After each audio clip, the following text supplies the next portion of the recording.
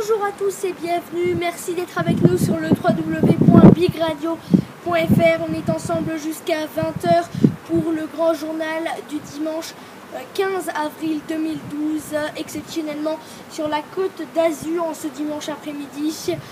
Et avec à la une cette semaine, et bien dans quelques secondes, le Tech News. Et puis Marie-Christine Patouro sera là pour nous donner l'essentiel de l'actualité espagnole. Voilà, soyez les bienvenus tout de suite, c'est le Tech News.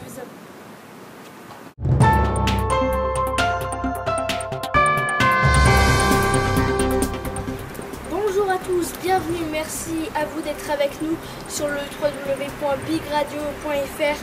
Ensemble, c'est parti pour le Tech News, l'essentiel de l'actualité high-tech chaque semaine. Et exceptionnellement, cette semaine, nous sommes au bord de la mer, sur la côte d'Azur. Et au sommaire cette semaine, eh bien, nous parlons de Facebook, puisque Facebook rachète Instagram. Nous en reparlerons et puis on vous expliquera également au passage, pour ceux qui ne connaissent pas, qu'est-ce que Instagram. Comment Apple et les éditeurs ont fait grimper le prix des e-books? Nous tenterons de répondre à cette question. Le malware Flashback, Apple qui répond, il prépare son putsch, ainsi que contacte tous les FAI, les fournisseurs d'accès à Internet. Et puis on terminera par les dernières brèves, comme chaque semaine. Voilà, soyez les bienvenus, c'est parti sur Big Radio pour le Tech News. Je suis très heureux d'être une nouvelle fois en votre compagnie.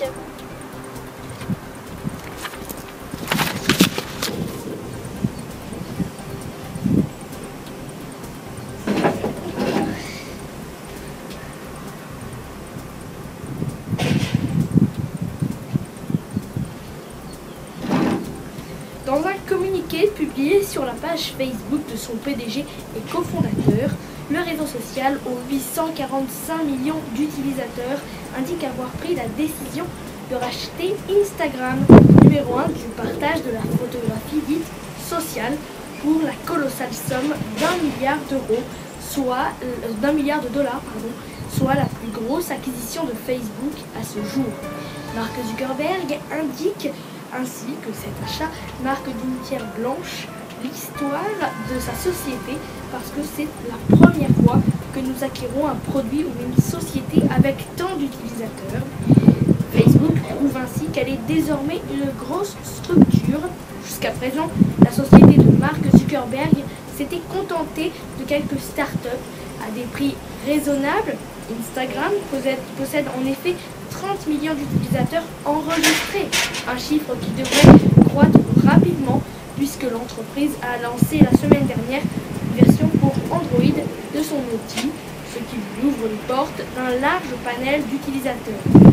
Alors Mark Zuckerberg justifie en fait cet achat en expliquant que, je cite, « Depuis des années, nous faisons en sorte que construire la meilleure expérience utilisateur pour le partage de photos entre amis et la famille, et que Facebook et Instagram sont complémentaires dans leurs approches. Grâce à Instagram, nous allons être également capables de fournir les meilleurs moyens de partager de superbes photos mobiles avec d'autres personnes en fonction de vos intérêts. » Alors, conscient que la marque Instagram est forte, Mark Zuckerberg s'engage à ce que le développement du programme et de la plateforme se fasse de manière indépendante. Son objectif est d'aider à populariser cette application et cette marque auprès d'encore plus de personnes. Les deux univers, amis de Facebook et followers d'Instagram, pourront donc continuer à être séparés et différents. En revanche, Mark Zuckerberg ne s'interdit pas d'intégrer des fonctions similaires dans nos autres produits, a-t-il déclaré. Alors jusqu'à présent, les fondateurs d'Instagram se refusaient à dévoiler leur modèle économique, leur application étant gratuite et dénuée de publicité. Beaucoup d'observateurs s'interrogeaient alors sur la suite, mais bien depuis lundi dernier, la suite est désormais partiellement connue. Voilà, donc pour Instagram, qui a été racheté cette semaine par Facebook. Instagram, en fait, pour la petite histoire, c'est en fait vous prenez une photo et ensuite vous faites un montage un petit peu rétro des années 70-80 et bien voilà, vous la publiez sur Facebook, sur Twitter, sur tous les réseaux sociaux que vous voulez. Tout de suite, juste après la pause, on parlera d'Apple et les éditeurs, comment comment ont-ils fait grimper le prix des iBooks? Et puis on vous expliquera tout ça dans quelques secondes. À tout de suite.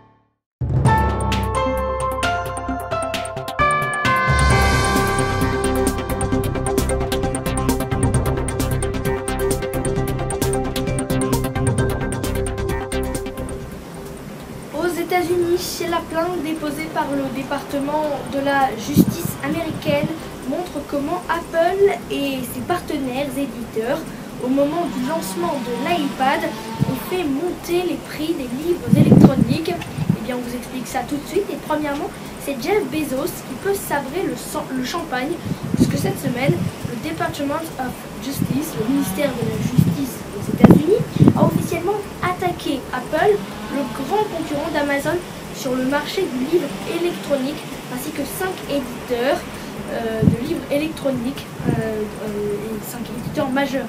Ils sont accusés d'avoir ensemble conspiré pour faire monter, fixer et stabiliser le prix de la vente des livres électroniques, éteindre la concurrence des prix parmi les vendeurs de livres électroniques et limiter la compétition entre les éditeurs inculpés par l'adoption collective et l'adoption à des méthodes identiques de vente d'iBook.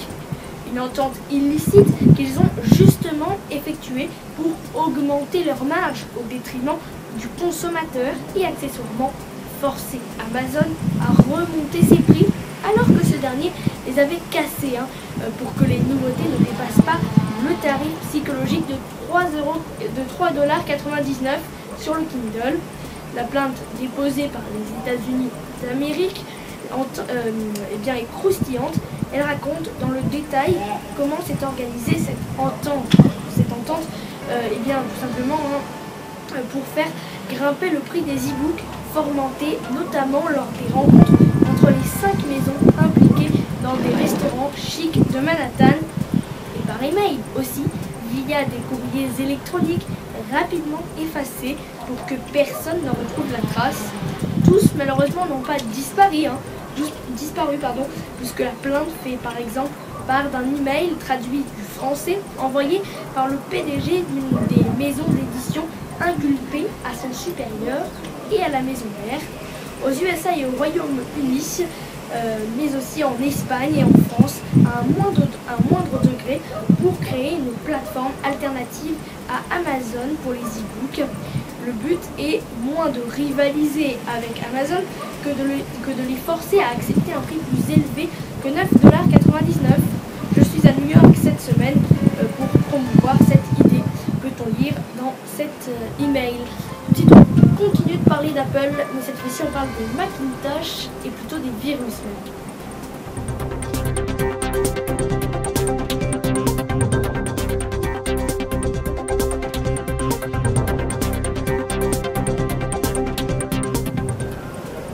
Apple sort enfin de son silence. Quelques jours après avoir poussé sans faire référence à Flashback, une mise à jour de sécurité pour Java sur Mac, Apple hausse un peu le ton et publie sur son site de support une page spécifique au fameux virus qui, d'après Dr Web, infecterait désormais quelques 655 700 machines. Une drôle de page tout de même qui n'explique pas comment faire pour savoir si on a été définitivement infecté par Flashback, ni comment supprimer le virus de sa machine. La firme de Cupertino explique toutefois d'emblée que le software ne vient pas de ses propres logiciels, mais bien de ceux de Java. Apple a lancé une mise à jour pour Java le 3 avril dernier qui répare la faille de sécurité Java pour les systèmes tournant sous OS X version 10.7 et macOS X version 10.6, une mise à jour qui, on le sait, a été bien plus tardive que prévu et qui ne concerne que les Mac les plus récents. Pour les OS plus anciens, Apple recommande surtout de désactiver Java dans son navigateur.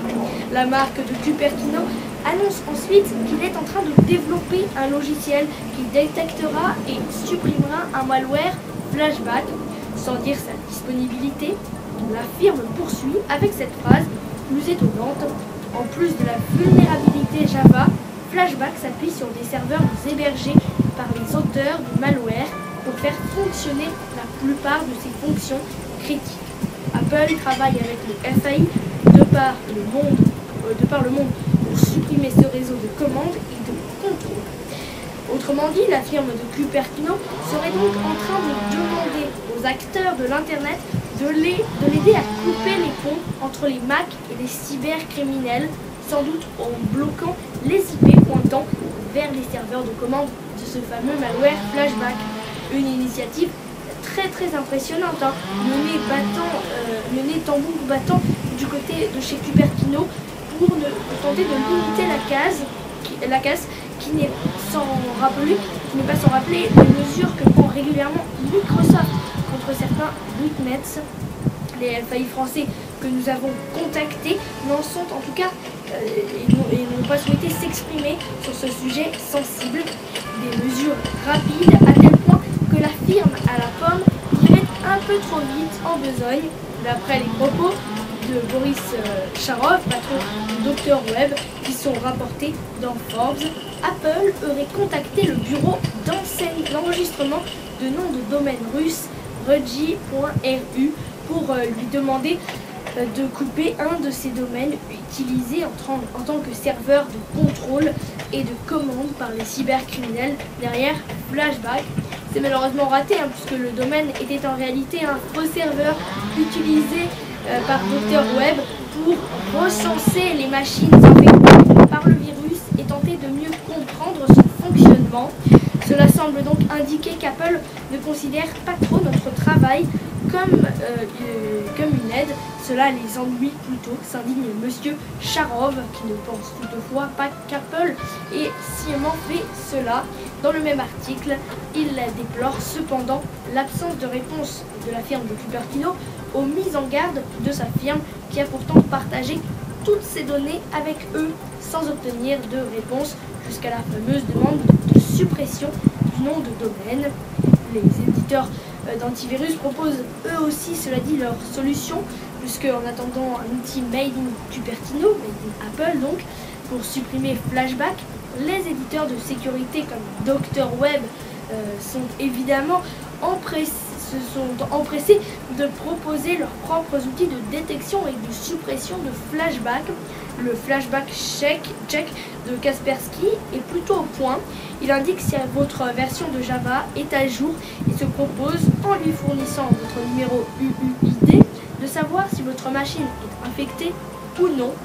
Ensuite, chaque éditeur alléché par ce possible marché naissant tente de vous rabattre vers le téléchargement de leur antivirus gratuit pour Mac. Rappelons tout de même qu'il est possible de supprimer le virus à la main, même si la procédure est assez fastidieuse.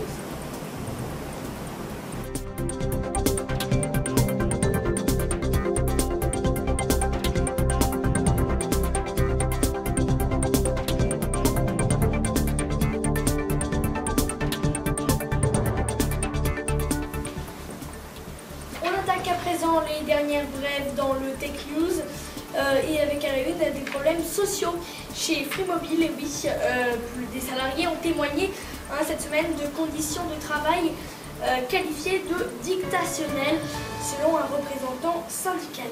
Et justement, toujours à propos de Free Mobile, et bien là c'est Maxime Lombardini, le directeur général d'Iliad, la maison mère de Free. Il a déclaré cette semaine que les problèmes rencontrés par ses clients faisaient partie du passé.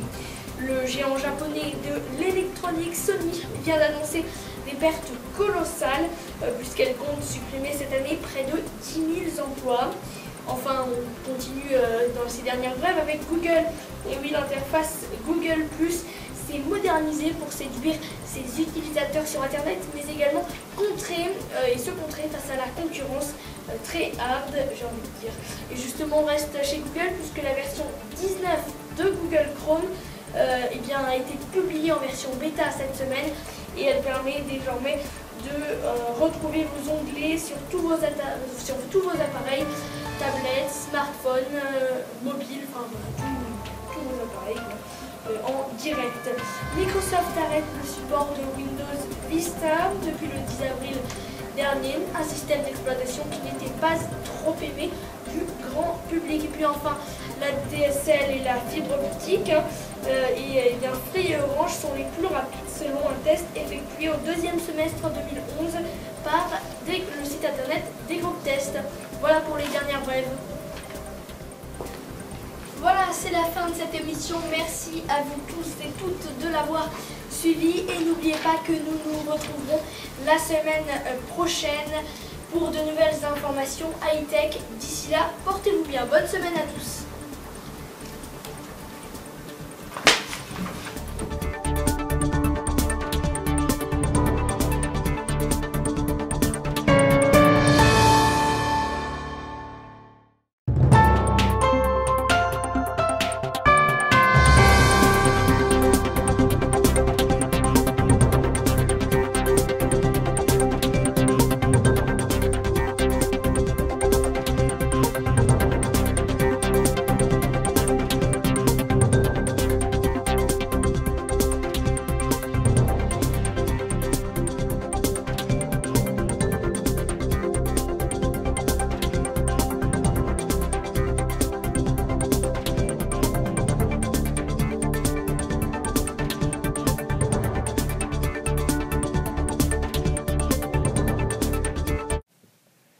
Vous êtes sur Big Radio dans le grand journal du dimanche entre 19h et 20h, désormais en vidéo test.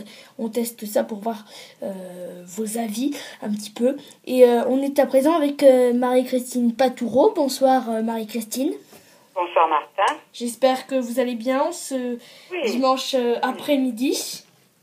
Voilà, oui. Alors, c'est Noticias de España. Vous êtes bien sûr là pour revenir sur l'actualité de la semaine en Espagne, vos dossiers d'actualité également. Et cette semaine, Marie-Christine, vous allez consacrer votre chronique à quelle sorte de choses ? Eh bien, écoute, après la semaine sainte qui s'est passée avant Pâques, nous allons aborder maintenant la Feria de Abril, c'est-à-dire la grande fête. Parce que c'est sûr que pendant une semaine, et même pendant 40 jours, ils ont quand même observé le carême, les rites religieux et tout. Et maintenant, ça y est, on fait place à la fête. Ça va durer une semaine. Oui. Pendant une semaine, Séville ne vit que pour cette fête. La musique, la gastronomie, la danse et l'envie de faire la fête créent une ambiance très particulière. D'ailleurs, tout le monde est en congé. La Feria d'Avril est l'une des fêtes les plus internationales et populaires de Séville.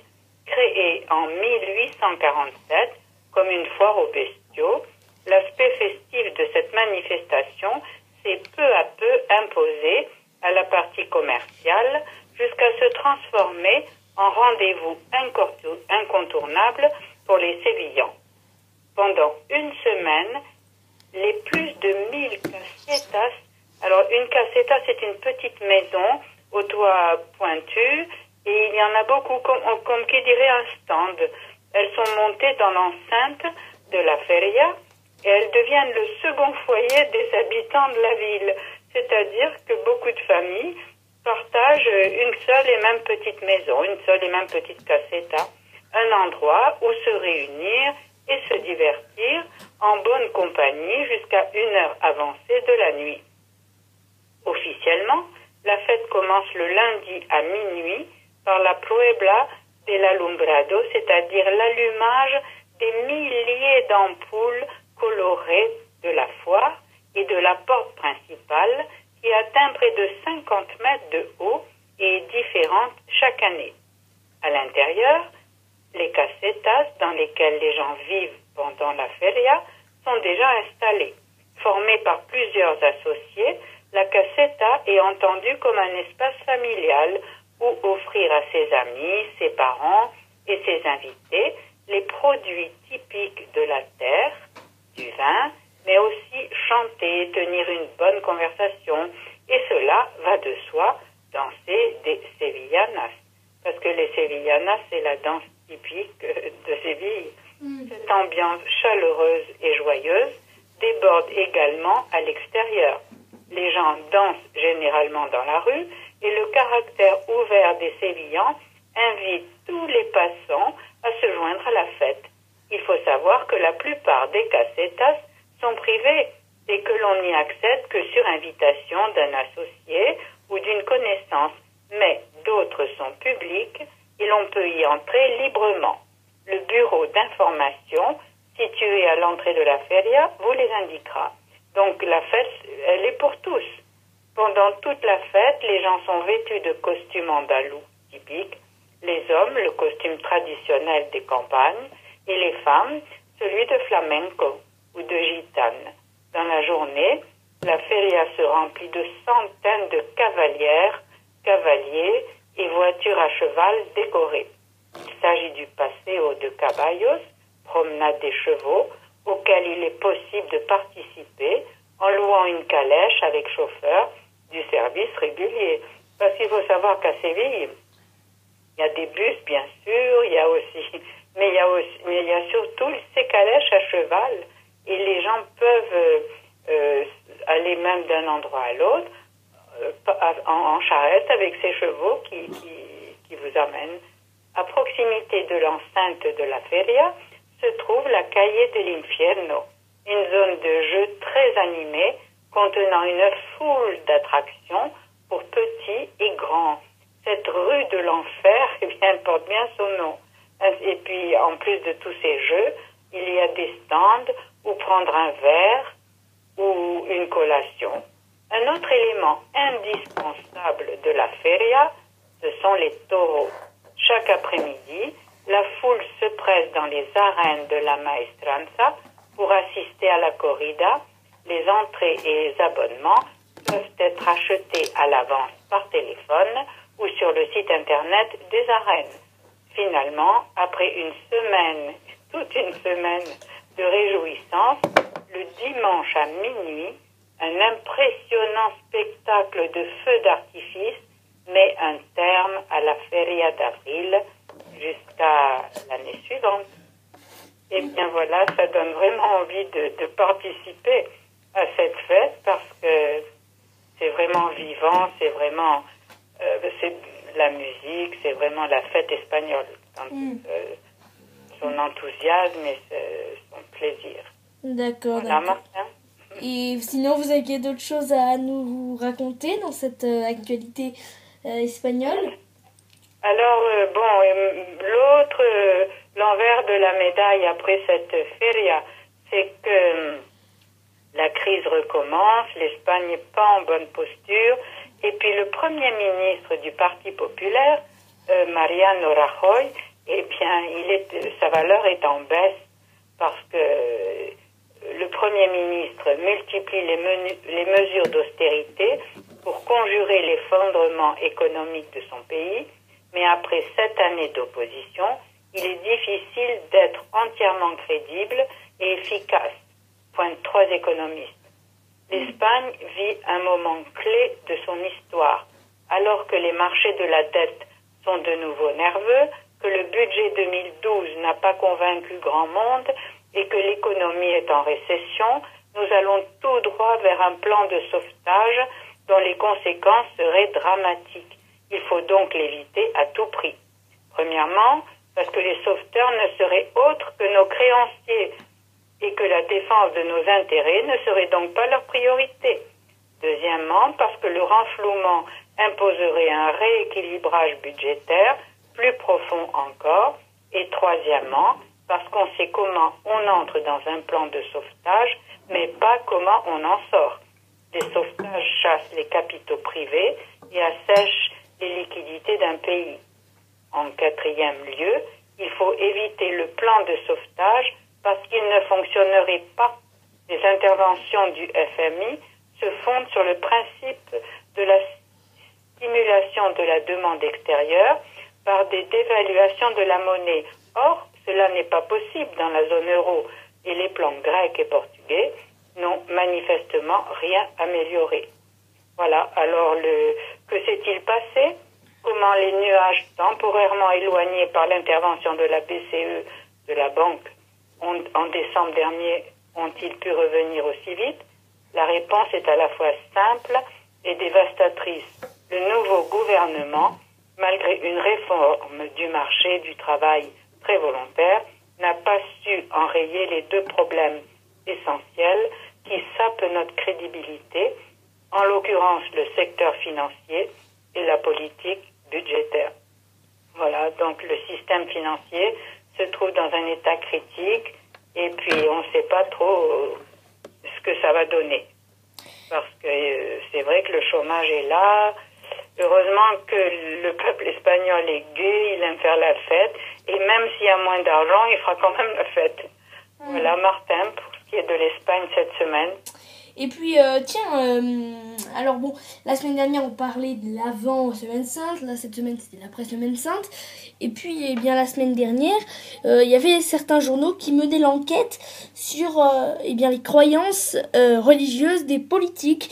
Et on pouvait notamment voir bon, que la plupart des candidats étaient croyants mais non pratiquants, même si François Bayrou par exemple va à la messe tous les dimanches. Nicolas Sarkozy lui est croyant mais non pratiquant, tout comme Marine Le Pen. Puis après il y en a quand même pas mal également qui ne veulent pas s'exprimer. Qu'en est-il des politiques espagnols? Ah ben alors c'est complètement différent, hein, parce que les politiques espagnols, en commençant par le roi, ils affichent leur catholicité. Ils sont catholiques, ils vont à la messe. Et chaque fois qu'il y a une fête populaire, une fête en Espagne, eh bien ça commence toujours par une messe où il y a le roi, où il y a le Premier ministre. Non, ils affichent quand ils sont catholiques et pratiquants, eh bien ils continuent de l'être, même quand ils ont une fonction politique, hein. Et par contre, nous, en France, c'est qu'on a eu la loi de 1905 que les politiques ont appliqué. Et puis, il y a eu aussi, à un certain moment, je ne sais plus si c'était Pompidou ou autre, qui était catholique, mais chaque fois qu'il y avait une manifestation officielle ou autre, eh bien, il n'affichait pas ses convictions. Autrement dit, s'il allait à une messe parce que c'était une messe pour une grande cause ou autre, mais il ne communiait pas, alors qu'il pouvait communier les autres dimanches. Mais en Espagne, pas du tout. S'ils sont catholiques, eh bien même dans leur fonction, ils vont à la messe, ils continuent, ils l'affichent, quoi. Et y en a-t-il qui sont non catholiques, hein, je pense, oui? Oui, la plupart sont catholiques, hein. Bon, il peut y en avoir qui ne pratiquent pas ou autre, alors. Mais dans l'ensemble, ils pratiquent quand même, hein, oui. Et dans ce cas-là, quand ils ne sont pas catholiques, que disent-ils, qu'affichent-ils, que font-ils? Tu sais, ça, comment je vais te dire, ça, les jeunes, bon, des fois, quand il y a eu les journées des jeunes à Madrid, où le pape est venu et tout, il y avait des jeunes qui n'étaient pas croyants, n'étaient pas catholiques, ils ont essayé de manifester, donc de faire une contre-manifestation. Bon, ils n'étaient pas très nombreux d'ailleurs par rapport à tous ceux qui étaient là à Madrid. Et puis bon, apparemment, ils sont partis assez vite, tu vois, un peu chassés par la police, c'est sûr. Mais ça s'est pas mal terminé, quoi. Simplement, ils voulaient manifester. Enfin, l'Espagne quand même comme les indignés, voilà. Enfin, l'Espagne en grande partie, que ce soit chez les politiques ou dans le foyer espagnol, ils sont pour la plupart tous croyants, hein. Oui, parce que je vois quand même, là où je vais à la plage tous les étés, eh bien, le samedi soir, à 6h30, il y a la cloche de l'église qui sonne pour annoncer qu'il y a une messe à 7h. Puis à 7h30, une deuxième messe à 8h. Et puis encore à 8h30, la cloche de l'église ressonne pour dire il y a une troisième messe à 9h. Bon, quand même, trois messes un samedi soir, et c'est complet, hein, il y a du monde. Et le dimanche matin, il y a encore messe, et le dimanche soir, il y a encore messe. Alors que c'est les vacances et qu'ils pourraient dire, bon, on n'y va pas. Mais non, il y a beaucoup de jeunes aussi, hein. Oui, et sans rentrer dans votre vie privée, c'est un petit village ou une grande ville c'est plutôt petit, quoi, comme ville, village. Oui, bien sûr, mais c'est quand même une ville de vacances. Donc, il y a des gens de tous les côtés, quoi. Et même en vacances, effectivement, ça nous paraît, nous, en France, pour certains, ça peut paraître absurde, carrément, quoi. Oui, voilà. Ah, mais c'est sûr, carrément. Et très bien, Krasny. Et puis, tiens, tout à l'heure, vous parliez du roi. Qu'en est-il, puisqu'on suit un petit peu l'information, qu'en est-il du procès du gendre du roi? Eh bien, pour le moment, on n'en entend pas parler parce que le procès est en cours, tu vois, et puis il s'est présenté donc au Baléares 2 ou 3 fois pour l'enquête, on l'a entendu, et c'est sûr que bon, les experts doivent être plongés dans les comptes de toutes ces sociétés qui ont perdu de l'argent, et puis pour le moment, c'est vrai, c'est comme en France, ça prend quand même beaucoup de temps, c'est pas résolu du jour au lendemain. C'est sûr. Enfin bon, apparemment, il est très malhonnête, quoi. Il a profité de sa situation pour... Ces procédures-là sont longues, oui. Voilà, non, ça se fait pas, surtout quand on est dans sa position, le gendre du roi. Comme il n'était pas noble, le roi l'a anobli. Alors, je sais pas s'il n'est pas duc de quelque chose, tu vois. Et il en profite pour faire ça. Non, franchement, c'est pas... C'est moche. Les Espagnols, du coup, ne sont pas contents, quoi. Ils sont déçus et ils sont fâchés. Ah, ils n'apprécient vraiment pas ça. Oui, parce que, écoute, il en a mis dans sa poche. Ah bah, c'est sûr, hein. Ouais. Voilà ce qu'on peut dire, oui, pour l'Espagne. Sauf que je crois que l'Espagne a gagné au foot, non? Il n'y a pas eu ces temps-ci un championnat de foot. Et... Oui, la Ligue des Champions, effectivement, hein, où le Real de Madrid et le FC Barcelone se sont qualifiés toutes les deux en demi-finale. C'est le FC Barcelone qui a gagné, non? Ou c'est Madrid, je sais pas. Mais les deux ont gagné, en fait, en quart de finale. Oui. Le Real de Madrid face à l'Apoel Nicosie. Et le FC Barcelone face... eh bien, je vais aller voir, d'ailleurs. Alors, c'est les deux qui ont gagné, en somme. En fait, oui, les deux sont en demi-finale. D'accord. Mais ils ne... Oui, parce que tu vois, j'ai lu dans le journal que les Catalans, donc à Barcelone, avaient fait une manifestation, bon pas tous, un groupe, avaient fait une manifestation pour obtenir encore plus d'autonomie dans leur province, encore plus d'être séparés de l'Espagne finalement, parce qu'ils disent qu'ils sont une nation. Parce que si, parce que là. Ils étaient donc en costume catalan, avec les drapeaux catalans. Ça, c'était, je sais pas quel jour. Et le lendemain, comme les deux équipes, étaient donc en demi-finale, eh bien, il y a de nouveau les mêmes plus d'autres qui ont fait une très grande manifestation dans les rues de Barcelone, mais avec le drapeau espagnol, pour dire qu'ils étaient contents, qu'ils étaient en demi-finale. Alors du coup, je crois que c'est dans le Courrier international, oui, que j'ai vu que du jour au lendemain, le drapeau avait changé. La veille, ils étaient tous catalans, le lendemain, ils étaient espagnols. Mais tu vois, ça tient pas trop debout, quoi, toutes ces choses-là. Et oui, le FC Barcelone a battu l'AC Milan, le Real de Madrid a battu l'Apoel Nicosie, Chelsea a battu Benfica, bon ça c'est pour l'Angleterre, et puis le Bayern de Munich s'est imposé sur l'Olympique de Marseille, et effectivement, donc oui, pour les demi-finales, le Bayern de Munich affrontera le Real de Madrid, et Chelsea affrontera le FC Barcelone, et si le Real de Madrid et le FC Barcelone gagnent, eh bien, ce qui peut être possible d'ailleurs, ils se rencontreront tous les deux en finale début mai. Voilà. Alors c'est pour ça que c'était amusant, parce que la veille c'était le drapeau catalan et le lendemain le drapeau espagnol, parce que les deux équipes sont d'Espagne, quoi. Oui, c'est ça. C'est assez amusant, parce que c'est même un peu enfantin, ce genre de réaction, quoi. Ouais, c'est sûr que c'est des réactions. Alors, Courrier international, il les a pas loupés, hein. Non. J'imagine. Voilà, donc pour l'actualité espagnole. Alors, Marie-Christine, avant de se quitter, j'aimerais quand même souligner que la semaine prochaine, déjà premièrement, on se retrouvera simplement pour le grand journal du samedi et non pas celui du dimanche, puisque soirée électorale oblige, bien sûr. Et Marie-Christine, bien sûr, vous serez quand même là dans 15 jours, donc. Hein.